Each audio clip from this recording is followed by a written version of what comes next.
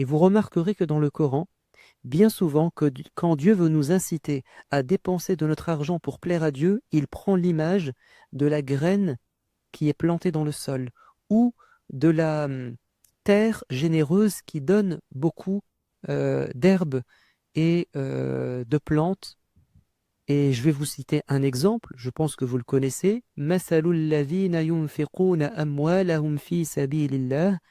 Ceux qui dépensent leur argent dans la voie de Dieu sont comparables. Habbatin ambatat sab'a sanabil, c'est comme une graine qu'on a mis dans le sol, qui va germer, pousser, ça va vous donner un plant, et dans chaque épi, il y a 100 graines. C'est-à-dire que vous avez planté une graine et vous en récoltez 700. Pourquoi est-ce que Dieu nous donne cet exemple? Parce qu'il est quotidien, c'est quelque chose de palpable, c'est quelque chose de vérifiable. Quand vous mettez une graine dans le sol, vous avez fait un petit effort.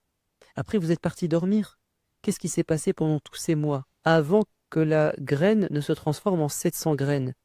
Pendant toute cette période, c'est Allah qui s'est occupé de faire pousser, de faire croître, de faire prospérer votre effort. Vous avez fait qu'un petit effort, c'est vous avez fait une graine. Vous avez planté une graine. C'est lui qui a mis dans la terre ce qui va la nourrir.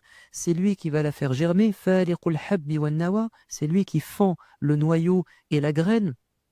Ensuite, il fait descendre la pluie, il fait briller le soleil. Tout ceci, c'est le travail de Dieu.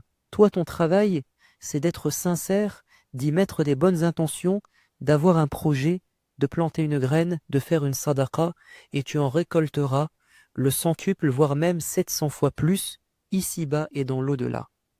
Ça, c'est une conviction qui habite le cœur des muhsinoun qui ont compris les messages de Dieu dans sa création. Ils ont médité les signes de Dieu.